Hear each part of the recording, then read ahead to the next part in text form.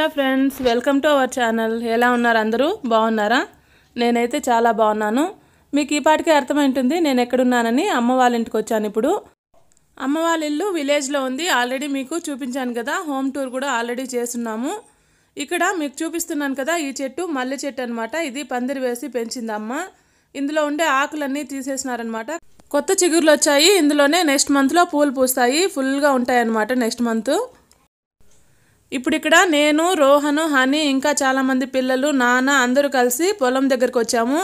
మీకు ఈ పాటికే అర్థమై ఉంటుంది ఎక్కడికి వెళ్తున్నాను అనేసి. ఇక్కడ చెరుకును గానుగాడుతున్నారనమాట, అంటే బెల్లం తయారు చేస్తున్నారు ఇక్కడ. మీలో ఎవరైనా విలేజ్ నుంచి వచ్చిన వాళ్ళైతే మీ అందరికీ ఇది ఐడియా ఉంటుంది, లేదా టౌన్లో ఉన్న వాళ్ళకైతే కొత్తగా అనిపించవచ్చు. ఇప్పుడు ఇక్కడ చెరుకు పాలని ఉడకబెడుతున్నారనమాట బెల్లం తయారు చేయడానికి. ఈ విధంగా 2 పెనుములు ఉంటాయి. ఒక పెనంలో లైట్గా హీట్ ఎక్కుతుంది, నెక్స్ట్ ఇంకొక పెనంలో బాగా మంట వేస్తారనమాట. ఇప్పుడు మీరు చూస్తున్నారు కదా, ఈ విధంగా చెరుకు పాలని ఉడికిస్తారనమాట. ఈ విధంగా ఉడికించినప్పుడే బెల్లం తయారవుతుంది.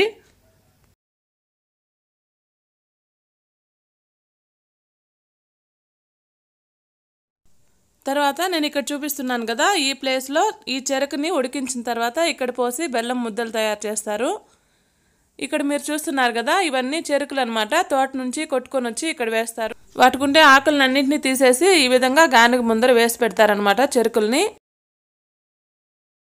ఇక్కడ కరెంటు 3 ఫేజ్లో ఉన్నప్పుడు మాత్రమే గానుగని యూజ్ చేస్తారు. ఇప్పుడైతే కరెంట్ లేదు కాబట్టి నేను గానుగ రన్నింగ్లో ఉన్నప్పుడు వీడియో తీయలేకపోయాను.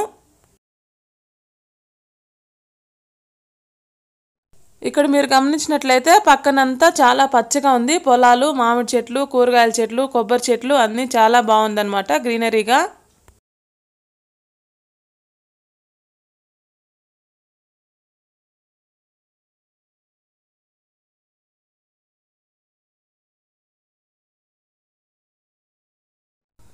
మీరు ఇక్కడ గమనించినట్లయితే ఈ చెరుకు పాకాన్ని కలుపుతూ ఉన్నారనమాట. ఈ విధంగా ఎప్పుడు కలపాలంటే ఆల్రెడీ 90% వరకు ఉడికించేసిన తర్వాత చివరిలో ఒక 10 మినిట్స్ వరకు ఈ విధంగా కలపాల్సి వస్తుంది.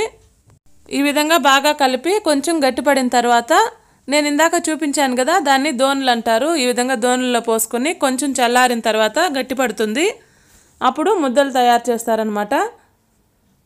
ఇంకా ఇక్కడ పిల్లలు కూడా ఆడుకుంటున్నారు. ఇక్కడ మంచం పైన కూర్చొని రోహను, హనీ, ఇంకా వెంకీ అందరూ ఆడుకుంటున్నారు. ఈ విధంగా పొలాల దగ్గరికి వెళ్ళినప్పుడు చిన్నపిల్లలు చాలా ఎంజాయ్ చేస్తారనమాట. వాళ్ళకి చాలా కొత్తగా అనిపిస్తుంది కదా, చాలా హ్యాపీగా ఉంటారు. మరి ముఖ్యంగా టౌన్ నుంచి వెళ్ళిన పిల్లలైతే చాలా ఎంజాయ్ చేస్తారు.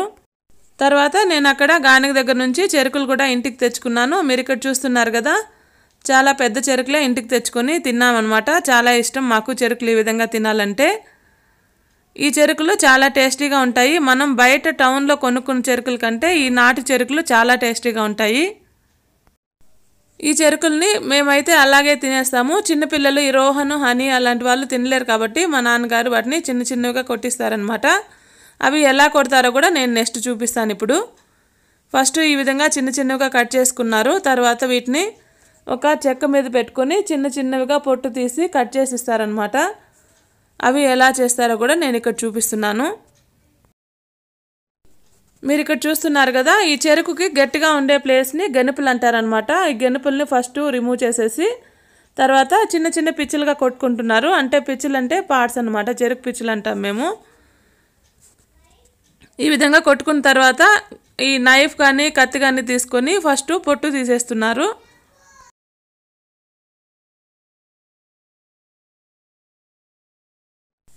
ఆల్రెడీ నాన్నగారు కొన్ని చెరుకు పిచ్చులు కొట్టి పెట్టారు, అవి మీకు ఇప్పుడు చూపిస్తున్నాను. ఈ విధంగా కొట్టిస్తారనమాట హనీకి, రోహన్కి, ఇలా పిల్లలకి అందరికీ.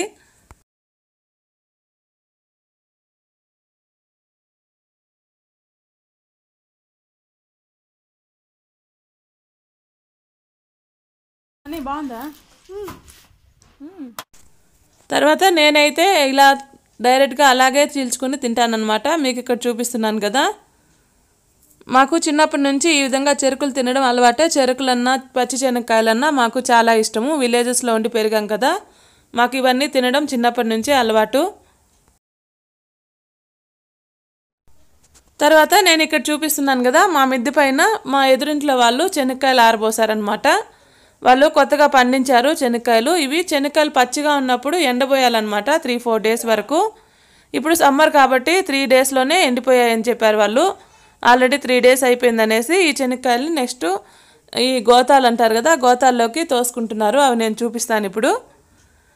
ఈ శనక్కాయలు అనేవి మీకు ఇష్టం ఉంటుంది, పచ్చి శనక్కాయలు అప్పుడు చాలా టేస్టీగా ఉంటాయి.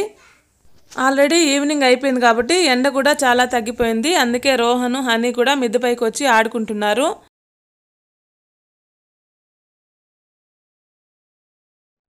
మీరు ఇక్కడ గమనించారంటే మా ఇంటి వెనకాల మామిడి తోట ఉందన్నమాట. తర్వాత నేను ఇక్కడ చూపిస్తున్నాను కదా, ఇది సపోటా చెట్టు. నేను ఆల్రెడీ చెప్పాను కదా అమ్మ వాళ్ళ ఇంటి దగ్గర సపోటా చెట్టు ఉందనేసి.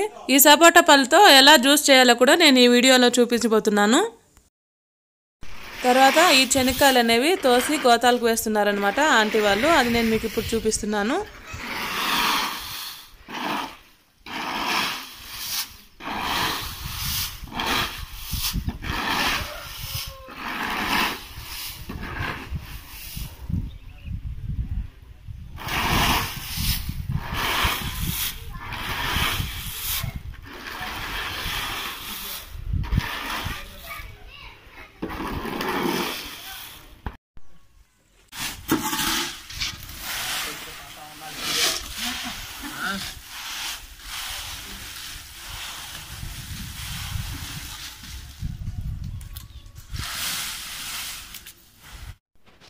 మీరు ఇక్కడ చూస్తున్నారు కదా, ఆల్మోస్ట్ 3 లేదా 4 గోతాలు అయ్యాయని శనక్కాయలు పండాయి. ఇవి 3 గుంటలు అనమాట. అంటే గుంటలు అంటాం మేము పొలంని.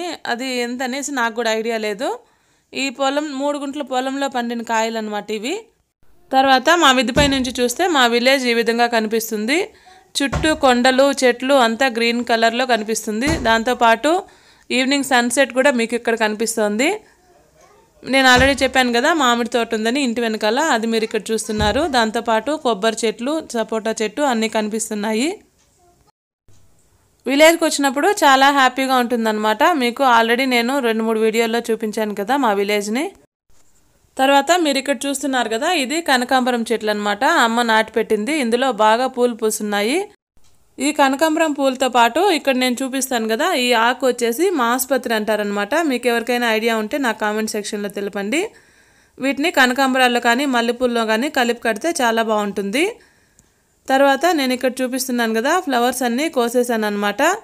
ఎన్ని ఫ్లవర్స్ అయ్యాయనేసి నేను ఇప్పుడు చూపిస్తాను మీకు. ఇక్కడ చూడండి, ఒక ప్లేట్ నిండా వచ్చాయన్నమాట పూలు. ఇవి కట్టిన తర్వాత ఎంత పొడవు అయ్యాయో కూడా నేను నెక్స్ట్ మీకు చూపించబోతున్నాను. వీటితో పాటు కొన్ని మల్లెపూలు ఉన్నాయన్నమాట. నేను చెప్పాను కదా చిగుర్లు ఉన్నాయి ఇప్పుడు అనేసి, వాటిని కూడా కలిపి కడతాను తర్వాత మీకు ఈ చెట్టు ఎవరికైనా ఐడియా ఉందా? ఇది సన్నజాజుల చెట్టు అనమాట. ఈవినింగ్ టైంలో ఇడుగుతాయి ఈ పూలు. ఇవి చాలా స్మెల్ ఉంటుంది, చాలా బాగుంటుంది. ఇక్కడ చూసారు కదా, ఈ కనకాంబరం పూలు నేను కట్టేశాను. కట్టిన తర్వాత ఇంత పొడవయ్యాయి. వీటిని రోహన్ అయితే చాలా నలిపేస్తున్నాడు. ఈ విధంగా చాలా బాగున్నాయి ఫ్లవర్స్ అయితే. మధ్య మధ్యలో మల్లెపూలు కూడా కలిపి కట్టాను అనమాట. తర్వాత నేను సపోటా జ్యూస్ ఎలా చేయాలో ఇక్కడ నేను చూపిస్తున్నాను. ఇది సపోటా జ్యూస్ అని అనొచ్చు, లేదా సపోటా మిల్క్ షేక్ అని కూడా అనొచ్చు. ఫస్ట్ ఈ విధంగా సపోటా పళ్ళు తీసుకొని పొట్టు తీసేయాలన్నమాట. పొట్టుని ఈ విధంగా పీలర్తో తీసామంటే ఈజీగా వచ్చేస్తుంది. చేత్తో స్పూన్తో తీయాలంటే కొంచెం కష్టం అవుతుంది. ఈ విధంగా పొట్టు తీసేసిన తర్వాత ఓపెన్ చేసామంటే ఇందులో సీడ్స్ ఉంటాయి. ఆ సీడ్స్ రిమూవ్ చేసేయండి. ఈ గింజలు పక్కకు తీసేసిన తర్వాత వీటిని ఈ విధంగా చిన్న చిన్న పీసులుగా చేసి ఒక బౌల్లో పక్కన పెట్టుకోండి. ఈ సపోటా మిల్క్ షేక్ చేయడానికి ఏమేమి అవసరం అవుతాయో నేను ఇక్కడ చూపిస్తున్నాను. ముందుగా సపోటా ముక్కలు, దాని తర్వాత కొంచెం చక్కెర తీసుకున్నాను. మీ టేస్ట్కి తగినంత తీసుకోండి. దాని తర్వాత ఇవి వచ్చేసి పాలు, కాచిన పాలు చల్లారబెట్టానమాట ఫ్రిడ్జ్లో పెట్టి. తర్వాత ఇవి గార్నిష్ చేసుకోవడానికి నట్స్ అన్నీ తీసుకున్నాను. దాంతోపాటు ఇలాచీ తీసుకున్నాను ఒకటి. ఒకవేళ ఇలాచీ ఇష్టం లేని వాళ్ళు వెనీలా ఎసెన్స్ని 2-3 డ్రాప్స్ తీసుకోవచ్చు. దాంతోపాటు ఐస్ క్యూబ్స్ తీసుకున్నాను. ఇప్పుడు జ్యూస్ ఎలా చేయాలో చూపిస్తాను. ముందుగా ఈ సపోటా ముక్కల్ని వేసుకోవాలి. ఇందులోనే షుగర్ కూడా వేసుకోవాలి.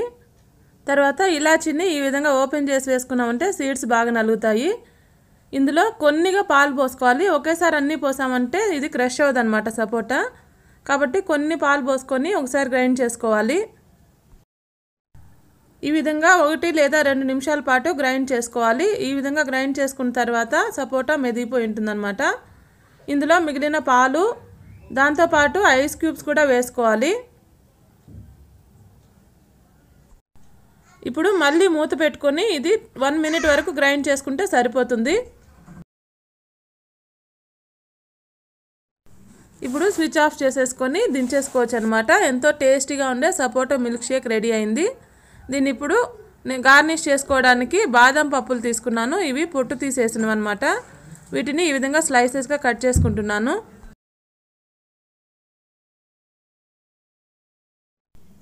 ఇప్పుడు ఈ విధంగా గ్రైండ్ చేసుకున్న జ్యూస్ని తీసుకొని గ్లాసెస్లోకి సర్వ్ చేసుకోవాలి. నేను ఇక్కడ మీడియం సైజ్ సపోటాల్ని ఒక 5 తీసుకున్నాను అనమాట. దాంతోపాటు 250 ml పాలు కాచి చల్లార్చినవి తీసుకున్నాను. వీటితో నేను ఇక్కడ 2 గ్లాసెస్కి సరిపడినంత మిల్క్ షేక్ రెడీ చేసుకున్నాను. ఈ మిల్క్ షేక్ని ఇప్పుడు నేను బాదం పప్పులు ఇంకా జీడిపప్పులతో గార్నిష్ చేసుకుంటున్నాను. ముందుగా జీడిపప్పులు వేసాను, దాంతోపాటు పొట్టు తీసేసిన బాదం పప్పులు వేసాను. తర్వాత ఇందులో పొట్టుతో కూడా ఉండే బాదం పప్పులను కూడా వేసుకుంటున్నాను. ఈ సపోటా మిల్క్ షేక్ చాలా టేస్టీగా ఉంటుంది. అంతేకాకుండా పిల్లలకి తాగించడం వల్ల హెల్తీగా కూడా ఉంటారు. మీరు ఒకసారి ట్రై చేయండి. నేను ఇప్పుడు అమ్మ వాళ్ళ ఇంటి నుంచి అత్తయ్య వాళ్ళ ఊరికి వచ్చేసాను. తర్వాత ఈరోజు నైట్కి బెంగళూరుకి వెళ్ళిపోతున్నాను. మరి చూసారు కదా, ఈరోజు లాగ్ ఎలా ఉందో నాకు కామెంట్ సెక్షన్లో తప్పకుండా తెలియజేయండి. అమ్మ వాళ్ళ ఊరికి వెళ్ళినప్పుడంతా చాలా హ్యాపీగా ఉంటుంది. ఎందుకంటే విలేజ్ కదా, ఆ వాతావరణం కానీ ఆ ప్లేసెస్ కానీ చాలా బాగుంటుంది. మరి చూసారు కదా, ఈ వ్లాగ్ని ఎలా ఉందో నాకు తప్పకుండా తెలియజేయండి. దాంతోపాటు మన ఛానల్ని లైక్ చేయండి, షేర్ చేయండి, సబ్స్క్రైబ్ చేసుకోండి. Thanks for watching.